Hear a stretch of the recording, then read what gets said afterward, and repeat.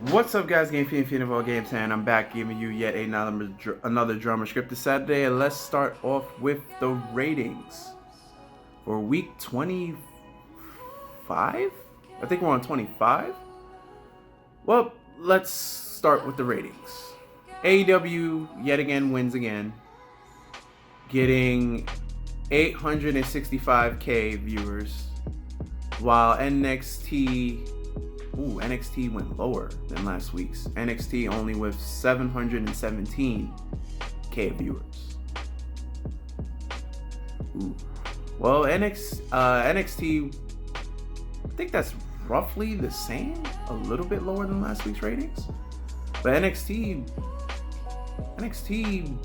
still float. They always float around the 700s. It seems like it'll be 717, 725, 730, 750, while AEW always floats in the 800s, like 815, 830, 850, 875, 880.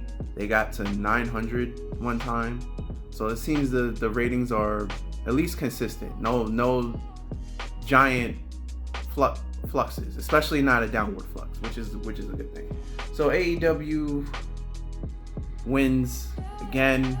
I think that's the 9th week in a row now that they have beaten NXT in ratings. And with that, let's move on into tonight's pay-per-view, AEW Revolution. All right, predictions. AEW Revolution predictions. 8 matches on the card, one of them being on the pre-show. And we'll start with that pre-show match. SoCal Uncensored versus the Dark Order in a tag match. Whew, this build-up. And there's been, teases that Christopher Daniels is going to join the Dark Order. I don't really see that happening, at least at this pay-per-view. I don't see that happening. So I think they build a big star joining the Dark Order. I would say they would build that up even more. They just wouldn't do that on the first pay-per-view as AEW is promoting it, the first AEW pay-per-view of the decade. That seems to be their uses of words promoting this pay-per-view, the first pay-per-view of the decade, which it is, but you could have just left it as the first pay-per-view of the year. So that would have been fine.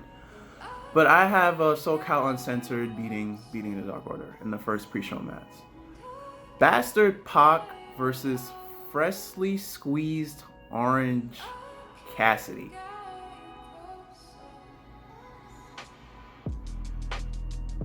This match will be good and entertaining just based off of how Orange Cassidy is. But at the end, I say that Pac wins. But this is going to be a funny and interesting match. And it only really had like a lame build. They only this match was just announced, I think, on Wednesday. So there's really not much of a build to it. Nia Rose versus Chris Statlander for the AEW Women's World Championship. I have Nyla winning because I don't think AEW is going to play hot potato with titles. And with Nyla just winning this belt, I think 3 weeks ago, I don't think they're going to have a title switch right after 3 weeks. To me, that wouldn't make sense. Darby Allin versus the Spanish God, Sammy Guevara. Ooh, man, this is going to be a good match. And I like the Darby Allin promos with the cue cards because, he can't talk because of the injury that the Inner Circle gave him, taking the skateboard and basically shoving it in his throat so he can't talk, and he's been recovering from that throat injury ever since. So he's been using the cue cards thing to speak his message, which is very creative and gives him promo time. But I have Darby Allin beating Sammy. Darby Allin winning. Jake Hager's first AEW match versus Dustin Rhodes. I don't have Jake Hager losing his first AEW match, especially at a pay-per-view. So I don't see Jake Hager losing his first AEW wrestling match. So I'm going to say Jake Hager beats Dustin Rhodes. Kenny Omega and Adam Page versus the Young Bucks for the AEW World Tag Team titles. Now everyone keeps saying that they expect the Young Bucks to win with Hangman turning on Omega, but that doesn't make sense here, because if you look on paper, Adam Page is the weak link here. He's the one that's getting wasted every week and saying like "hold my beer" and that stuff. So it would make sense if there was a heel turn to happen between this tag team. It would make more sense for Kenny Omega to turn on Adam Page, because Adam Page would be the dead weight here, right? So I would expect, if there was a heel turn, for Kenny Omega to turn on Page, not for Page to turn on Omega, because Omega isn't the dead weight. Omega is not showing up to every show drunk. But I don't think that there's a heel change at all. I think Kenny Omega and Adam Page just beat Nick and Mac Jackson. That's what I think. And then the Young Bucks will have to go through for the first time in a very, very, very, very long time, going all the way back probably to just after they left TNA with an underdog story. Because in the past couple of years, I'm talking about before AEW, you never really considered Nick and Matt Jackson to be underdogs. So this would be interesting to see if I predict that Kenny Omega and Adam Page beat the Young Bucks, and then they have to do some type of underdog comeback story and start winning a lot of tag team matches in a row, just how they built their career in real life, and then win the AEW Tag Team Championships. That's what I see happening. At least that's my prediction. And here's this 5-month build: MJF with Warlow versus Cody Rhodes with Arn Anderson in the singles match. So Cody has followed all the rules, hasn't touched MJF at all, taking the 10 lashings, which it still disturbs me that ratings for that show went up 10K just to see a grown man get whipped. That was still, I think ratings were like 900K that week for that.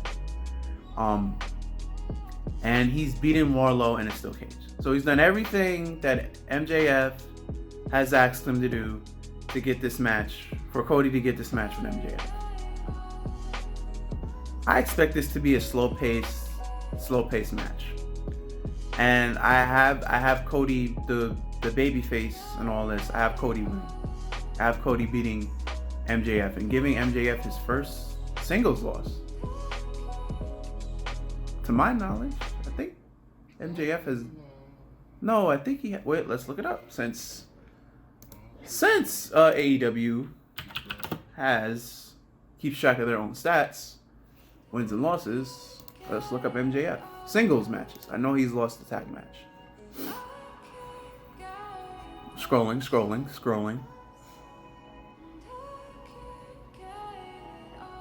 Oh, yep, he's never been defeated